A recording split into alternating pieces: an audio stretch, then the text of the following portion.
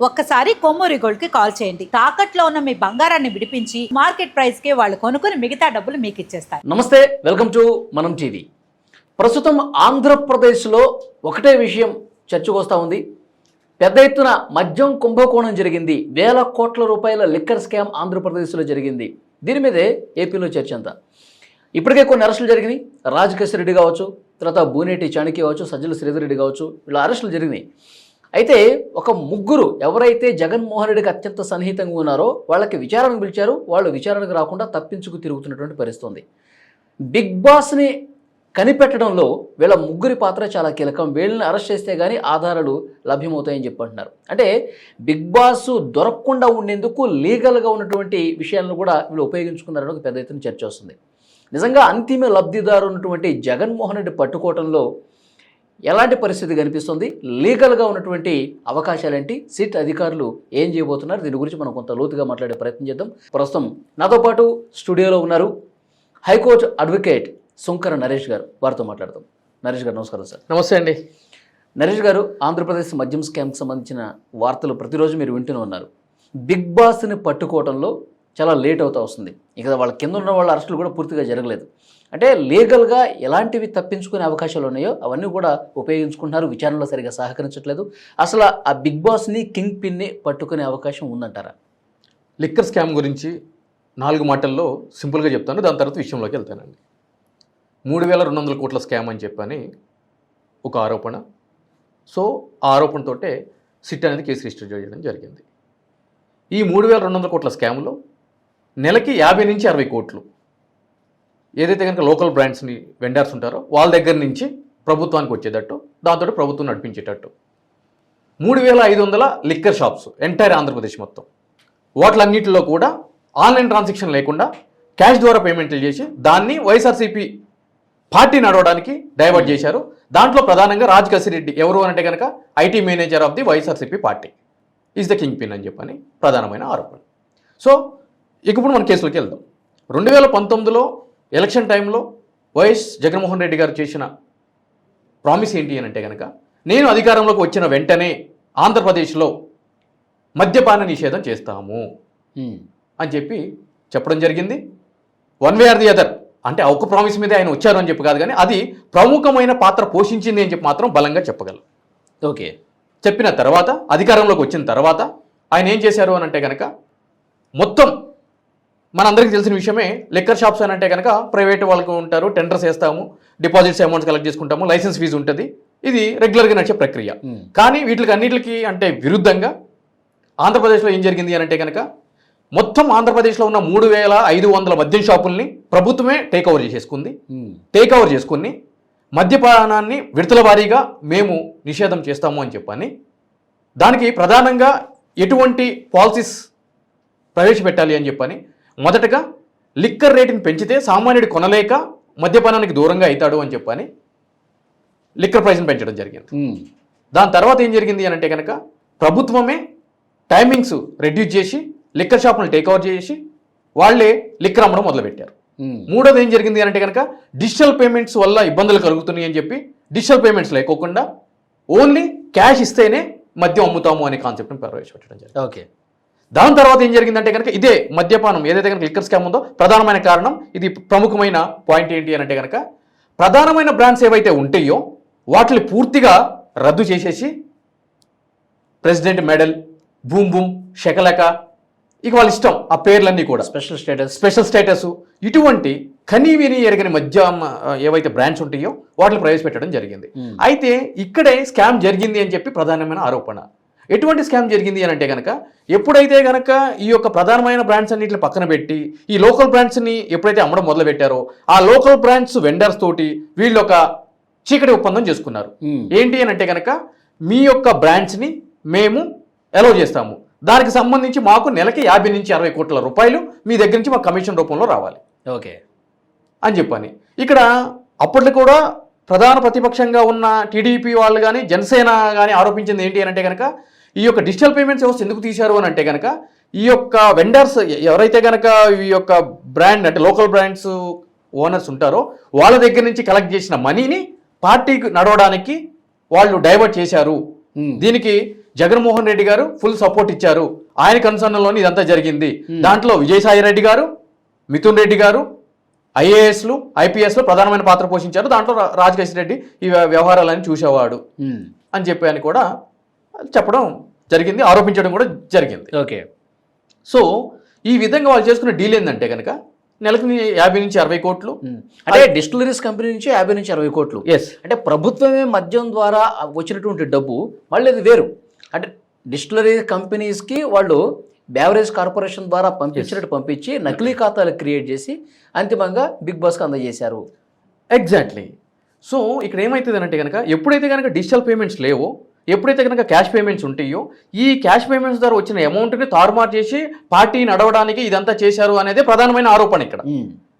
Like మీరు అన్నట్టు ఆ విధంగా వచ్చిన అమౌంట్ని మిస్అప్రోప్రియేషన్ చేయడం. ఓకే. ఈ విధంగా లిక్కర్ స్కామ్ అనేది జరిగింది అనేది ప్రధానమైన ఆరోపణ. సో దాని తర్వాత ప్రభుత్వం వచ్చిన తర్వాత, అంటే మొన్న కూటమి ప్రభుత్వం వచ్చిన తర్వాత దీని మీద ప్రత్యేకంగా ఒక కమిటీ వేసి ఒక ప్రిలిమినరీ ఎంక్వైరీ జరిపి ఇది మొత్తం ఒక 3,200 కోట్ల స్థాయిలో జరిగింది. ఈ మొత్తం క్యాష్ రూపేణ 99,000 కోట్ల రూపాయల అమ్మకాలు జరిగినాయి. ఈ 99,000 కోట్ల రూపాయల అవకతవకలు భారీ స్థాయిలో జరిగినాయి అనేది దాని మీద సిట్ అనేది ఎఫ్ఐఆర్ అనేది రిజిస్టర్ చేయడం జరిగింది. ఎఫ్ఐఆర్ రిజిస్టర్ చేసిన తర్వాత మనందరికీ తెలిసిన విషయమే, ఈ రాజకేష్ రెడ్డి గారు కొంత అజ్ఞాతంలోకి వెళ్ళడం జరిగింది, హైకోర్టుకి వెళ్ళడం జరిగింది, యాంటిసిపేటరీ బెయిల్ అప్లై చేయడం జరిగింది. కానీ ఎక్కడ కూడా రిలీఫ్ లేకపోతే కనుక అతన్ని హైదరాబాదు శంషాబాద్ ఎయిర్పోర్ట్లో అరెస్ట్ చేసి తీసుకెళ్లడం జరిగింది. తీసుకెళ్లిన తర్వాత ఆ కన్ఫెషన్ రిపోర్ట్లో జగన్మోహన్ రెడ్డి గారి పేరు కూడా చెప్పడం జరిగింది. కానీ కన్ఫెషన్ రిపోర్ట్ మీద ఆయన సంతకం పెట్టడానికి నిరాకరించారు అని చెప్పని వైఎస్ఆర్ కాంగ్రెస్ పార్టీ నేతలు ఆరోపణ ప్రధానంగా. అయితే ఇక్కడ మనం ప్రధానంగా ఆలోచించాల్సిన విషయం ఏంటి అని అంటే కనుక అసలు what is confession report? Okay. అసలు ఏంటి, దాని మీద సంతకం పెడితే ఏంటి, సంతకం పెట్టకపోతే ఏంటి? అంటే సంతకం పెట్టకపోతే జగన్మోహన్ రెడ్డి గారి మీద ఉన్న నింద ఆరోపణ అబద్ధంగా కొట్టివేయబడుతుందా, లేదంటే అలానే ఉంటుందా పెడితే అనేది ఇక్కడ కన్ఫెషన్ స్టేట్మెంట్. అంటే ఏం లేదు బ్రదర్, అంటే ఒక కేసులో ఒక ఎఫ్ఐఆర్ రిజిస్టర్ అయిన తర్వాత ఒక వ్యక్తిని నిందితుడిగా పేర్కొనబడుతున్నప్పుడు ఆ యొక్క క్రైమ్లో ఒక వ్యక్తికి మించి ఎంతమంది అయినా సరే నిందితులుగా ఉన్నప్పుడు, ఒక వ్యక్తి పోలీసులు అరెస్ట్ చేసినప్పుడు ఆ వ్యక్తి నాతో పాటు ఎక్స్ ఉన్నాడు, వై ఉన్నాడు, జడ్ ఉన్నాడు అని చెప్పి ఆ క్రైమ్ జరిగిన ఆ నేరం ఏ విధంగా చేశాము ఏంటి అని చెప్పి పోలీసుల ముందు ఒప్పుకోవడం జరుగుతుంది. మేము ఈ విధంగా చేశాము అని చెప్పని దాన్నే నేరస్తుడి ఒప్పుకోలు పత్రం అని చెప్పని అంటారు తెలుగులో. వాంగ్మూలం పోలీసుల ముందు ఇచ్చేది, దాన్నే కన్ఫెషన్ స్టేట్మెంట్ అంటారు. ఓకే. సో దానికి సంతకం పెట్టినా పెట్టకపోయినా ఎటువంటి ప్రాధాన్యత ఉండదు. ఓకే. ఎందుకు అంటే కనుక ఆర్టికల్ 20(3)లో ఓకే ఎవరైతే కనుక నిందితుడు ఉంటాడో ఆ నిందితుడు ఇచ్చే పోలీసుల ముందు ఇచ్చే వాంగ్మూలానికి ఎటువంటి చట్టబద్ధత ఉండదు, దాన్ని బేస్ చేసుకుని కేసు ముందుకు నడిపకూడదు అని చెప్పని క్లియర్గా చట్టం చెప్తుంది. రైట్ ఎగ్నెస్ట్ సెల్ఫ్ ఇంక్రిమినేషన్ చెప్పని అంటాం ఇంగ్లీష్లో. మరి దానికి ఏంటి, ఎట్లా నిజం చెప్పాడా లేదని ఎట్లా తెలుసుకోవాలి? Exactly. Direct witness, circumstantial witness. For example Rajkesh Reddy అనే వ్యక్తిని పట్టుకున్నారు, అతను అడుగుతారు మీరు ఎట్లా చేశారు ఏంటని చెప్పని. మేము శుంకర్ నరేష్ అనే వ్యక్తి దగ్గర 2020లో మాదాపూర్లో ఆ ఇంటి దగ్గర నుంచి ఒక 35 లక్షల రూపాయలు తీసుకుని వచ్చిన క్యాష్ అని చెప్తాడు. సో శుంకర్ నరేష్ అనే వ్యక్తి ఫోన్ నెంబరు సిడిఆర్ పెడితే ఆ టైంలో అక్కడ ఉందా లేదా అనేది point for consideration. Okay right. శుంకర్ నరేష్కి ఇచ్చింది ఎవరు అంటే శుంకర్ నరేష్ ఎవరి దగ్గర నుంచి అమౌంట్ తీసుకున్నాడు? ఓలీ గారి దగ్గర నుంచి తీసుకున్నాడు. ఓలీ గారికి ఎక్కడి నుంచి వచ్చింది, ఏ బ్యాంక్ నుంచి తీసుకుని వచ్చారో, ఆ అమౌంట్ ఎట్లా వచ్చింది? ఓకే. అంటే టెక్నికల్గా ఉన్న ఈ ఎవిడెన్స్ మొత్తం కనిపిస్తుంది సార్, కానీ ఆయన ఓవరాల్గా ఇన్ని కనిపిస్తున్నప్పటికీ ఒప్పుకోవట్లేదు, నాకు తెలియదు, నాకు గుర్తు లేదు, నాకు సంబంధం లేదు, మీ ఇష్టం వచ్చింది రాసుకోండి అంటే ఏంటి పరిస్థితి? అప్పుడు ఏం జరుగుతుందంటే రిమాండ్కి పంపిస్తారు. అంటే 24 గంటల్లోపు ఒక నేరస్తుడిని అరెస్ట్ చేసిన 24 గంటల్లోపు ప్రాథమిక విచారణ కనుక పూర్తి కాకపోతే ఏం చేస్తారు అంటే కనుక జ్యుడిషియల్ రిమాండ్కి పంపిస్తారు. సంబంధించిన మేజిస్ట్రేట్ వారి ముందు ప్రవేశపెట్టాలి కాబట్టి వాళ్ళు ఒక 14 days జ్యుడిషియల్ రిమాండ్ అనేది పెట్టడం జరుగుతుంది. దాని తర్వాత ఏం జరుగుతుంది అని అంటే కనుక కస్టడీ పిటిషన్ వేస్తారు. వేసి మాకు విచారణ పూర్తి కాలేదు, ఇంకా ఒక 5 రోజులు 10 రోజులు ఈ యొక్క వ్యక్తిని కస్టడీకి ఇవ్వండి అని చెప్పి సంబంధించిన మేజిస్ట్రేట్ వారి దగ్గర నుంచి అనుమతి తీసుకుని ఆ వ్యక్తిని తీసుకుని వచ్చి విచారణ అనేది జరపడం జరుగుతుంది. సో ఒకవేళ అతను కనుక దానికి సపోర్ట్ చేయకపోతే ఓకే దాని తర్వాత పాలిగ్రఫీ టెస్ట్ అని చెప్పని మనకు సంబంధించిన మెజిస్ట్రేట్ వారి దగ్గర వేయడము ఇటువంటివన్నీ కూడా జరుగుతూ ఉంటాయి. ఓకే ఇంకా ఇప్పుడు అరెస్ట్ చేయాల్సిన వాళ్ళు చాలా మంది ఉన్నారు. Yes. అరెస్టులు జరిగిన తర్వాత మరికొన్ని ఆధారాలు సంపాదిస్తారు. Yes.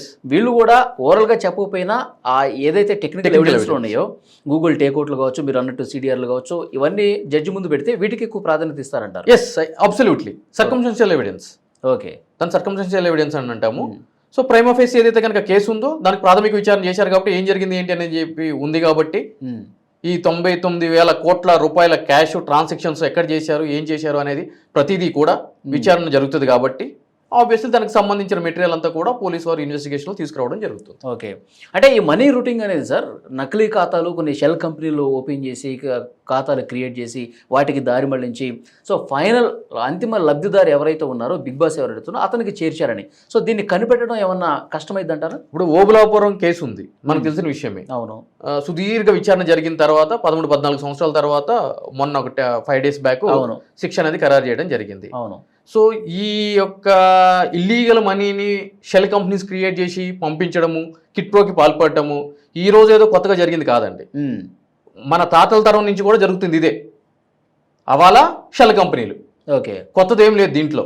బట్ స్టిల్ అటువంటి షెల్ కంపెనీస్ పెట్టినా కూడా వాటిని కూడా బయటికి తీసి దానికి ప్రధాన పాత్రధారులు ఎవరు ఏంటి అనేది కూడా చేయడానికి ఇప్పుడు జగన్మోహన్ రెడ్డి గారి కేసు మనందరికీ తెలిసిన విషయమే. అసలు షెల్ కంపెనీస్ అనేది సామాన్యుడికి తెలిసింది అని అంటే కనుక అది జగన్మోహన్ రెడ్డి గారి కేసు ద్వారానే. ఓకే సో ఆబ్వియస్లీ అవన్నీ కూడా బయటకు వస్తాయి. సో దానికి అంటే సంబంధించి నేరం చేసేటప్పుడే ఈ షెల్ కంపెనీలు క్రియేట్ చేసే ఆలోచన రావటం కూడా ఈ కిడ్ ప్రోకో విధానం కానీ అంటే మనం దొరకకుండా ఉండటానికి చట్టంలో ఏవైతే లొసుగులు ఉన్నాయో వాటిని ఉపయోగించుకుని ఆ పద్ధతిని ఫాలో అవుతారు కదా. ఇప్పుడు ఈ కంపెనీలు క్రియేట్ చేయడం కావచ్చు, మనీ రూటింగ్ కావచ్చు, సో ఫైనల్గా ఉన్న ఆ బిగ్ బాస్కు ఉన్నటువంటి ఆ లింక్ను కట్ చేసే పరిస్థితి ఏమైనా ఉందా? అట్లా కట్ చేస్తే కనుక అతను దొరకకుండా ఉంటాడు కదా. ఇప్పుడు ప్రిన్సిపల్ ఆఫ్ లోకార్డ్ అని చెప్పని అంటామండి. అంటే క్రైమ్ ఇన్వెస్టిగేషన్ చేసేటప్పుడు ప్రధానంగా ఈ ఫోరెన్సిక్ వాళ్ళు కానీ పోలీసు వాళ్ళు కానీ ఇదే సూత్రం మీద ఆధారపడి ఉంటారు. దాని అర్థం ఏంటంటే కనుక ఒక నేరస్తుడు నేరం చేసేటప్పుడు ఆ నేర స్థలానికి వచ్చేటప్పుడు ఏదైతే కనుక వస్తువుని తీసుకుని వస్తాడో వెళ్ళేటప్పుడు దాంట్లో ఒక వస్తువుని అక్కడ విడిచి వెళ్ళిపోతాడు. ఎంత తెలివైన నేరస్తుడైనా సరే ఎస్ ఎగ్జాక్ట్లీ ఒకటి వదిలిపెడతాడు. ఎస్ ఎగ్జాక్ట్లీ అదే ప్రిన్సిపల్ మీద ఇప్పుడు వరకు కూడా మొత్తం ఇన్వెస్టిగేషన్ అనేది జరుగుతుంది. ఓకే షెల్ కంపెనీస్ అంటే ఏంటి? అక్కడ వ్యాపార వ్యవహారాలు ఏముండవు. మినిస్ట్రీ ఆఫ్ కార్పొరేట్ అఫైర్స్లో ఒక 4 డమ్మీ వాళ్ళని తీసుకుని వచ్చి రిజిస్టర్ చేపిస్తారు, ఒక అకౌంట్ ఓపెన్ చేస్తారు, ఆన్ పేపర్ ఉంటుంది కానీ గ్రౌండ్లో ఏముండదు దానికి ఇస్తూ ఉంటారు. దీనికి సంబంధించి ఆ షెల్ కంపెనీ రిజిస్టర్ చేయడం అనేది నేరానికి ఒక ప్రధానమైన ఆధారంగా ఐటీ రిటర్న్స్ ఫైల్ చేయాలి కదా, నేచర్ ప్రొడక్ట్ చూపించాలి కదా, ఎవరు ఓపెన్ ట్రాన్సాక్షన్ జరగాలి కదా, ఎవరు ఓపెన్ చేశారు, ఎప్పుడు ఓపెన్ చేశారు, ఏం చేశారు, ఇదంతా కూడా part and parcel of the investigation కదా. వాళ్ళు పిలిపిస్తారు కదా, వాళ్ళు స్టేట్మెంట్లు తీసుకుంటారు కదా. ఓకే సో ఇదంతా అంటే కొత్తగా జరిగేది ఏం లేదు. ఓకే బిగ్ బాస్ని పట్టుకోవడం అంత కష్టమేం కాదంటారు. కష్టం అసలు కానే కాదు. కాకపోతే ఏంటంటే కనుక ఇక్కడ మనం చూసుకోవాల్సింది ఏంటంటే కనుక ఎన్ని ప్రిన్సిపల్స్ ఉన్నా ఏమున్నా కూడా రాజకీయ ప్రమేయం అనేది దీంట్లో ప్రధానంగా పాత్ర పోషిస్తూ ఉంటుంది. ఇప్పుడు బిగ్ బాస్లు ఎంతమంది ఉన్నా కూడా రేపొద్దున రాజకీయ సమీకరణాలు మారి ఎక్కడి నుంచైనా పైసా నుంచి ఫోన్లో లేదంటే కనుక అటువంటి కన్సిడరేషన్స్ జరిగినప్పుడు కేసులు పక్కదో పట్టేస్తాయి. Okay absolutely. ఈరోజు తెలంగాణ చూసుకుంటే కనుక ఫార్ములా కేసు గురించి మనందరికీ తెలిసిన విషయం, కేటీఆర్ గారి గురించి ఏం జరిగింది ఏంటి అని చెప్పని ఇవాళ రేపు అరెస్ట్ అన్నారు. హైకోర్టు కూడా లైన్ క్లియర్ చేసింది, మీరు అరెస్ట్ చేసుకోవచ్చు అని చెప్పని. ఇప్పుడు వరకు అరెస్ట్ జరగలేదు. Crime is very clear. అంటే ఈ పొలిటికల్ కన్సిడరేషన్స్ ఉన్నప్పుడు ఈవెన్ ఎంత ఎక్స్ట్రీమ్ లెవెల్ అనాలిసిస్ట్ అయినా కూడా లీగల్ ఎస్పెక్ట్ అయినా కూడా ఓకే వాళ్ళ యొక్క అనాలిసిస్ అనేది ఇక్కడ పనిచేయదు రాజకీయం ముందు. రాజకీయ సమీకరణాలు ఎట్లయినా సరే మారవచ్చు. ఓకే అవి అరెస్ట్కి అనుకూలంగా ఉంటే అరెస్ట్ అయిపోతుంది, లేదంటే డిలే అయిపోతుంది. అది ఇప్పుడు నా మాట విన్నంతసేపు మీరు సేఫ్ బ్రదర్, నా మాట వినకపోతే అసలు కేసులు ఏం అవసరం లేదు, డైరెక్ట్ అరెస్ట్ చేయొచ్చు. మిమ్మల్ని అరెస్ట్ చేసినా కేసు పెట్టుకుంటాం. అవును మొన్న ప్రస్తుత ముఖ్యమంత్రిని కూడా అప్పుడు అలానే చేశారు కదా. సో అది క్లియర్. సో త్వరలోనే అన్ని బయటకు వస్తాయి అంటారు. ఎస్ అబ్సల్యూట్లీ వస్తాయి అని చెప్పి అనుకుంటున్నాను, ఎటువంటి రాజకీయ సమీకరణ లేకపోతే. లేదంటే కనుక ఇది కూడా ఇప్పుడు ఈ వరుస అరెస్టులు జరుగుతున్నాయి కాబట్టి ఇక పరంపర కొనసాగుతుందని అనుకుంటున్నారు ప్రజలు అంటే అది బిగ్ బాస్ దాకా వెళ్ళదు అని చెప్పి నేను అంటున్నాను. ఎప్పుడు కూడా ఎటువంటి పరిస్థితులైనా కూడా నాయకుడి దగ్గరకు వచ్చేటప్పటికి ఊపు చల్లబడిపోతుంది అని అంటున్నా. కింద స్థాయిలో ఆబ్వియస్లీ అరెస్ట్ అవుతారు, ఓకే, దాంట్లో ఎటువంటి డౌట్ లేదు. మరి ఆయన ఆదేశాలతోనే కదా, ఆయన డైరెక్షన్లోనే కదా ఇది మొత్తం జరిగింది. ఎగ్జాక్ట్లీ జరిగింది, కానీ అరెస్ట్ కావాలి కదా, అది జరగదు అని చెప్పి నేను అంటున్నాను. దానికి కొన్ని పొలిటికల్ కన్సిడరేషన్స్ ఉంటాయి అని చెప్పి నేను అంటున్నాను. ఓకే, పై స్థాయి నుంచి అంటారు. పై స్థాయి నుంచి ఉంటాయి అని అంటున్నా. పై స్థాయి నుంచి చూద్దాం. షూర్. ఇప్పుడు చాలా సీరియస్ గా ఉంది సిట్ అయితే. అరెస్టులు అంతవరకు వెళ్తాయా లేదా మళ్ళీ ఒకసారి మనం మాట్లాడదాం. Thank you very much.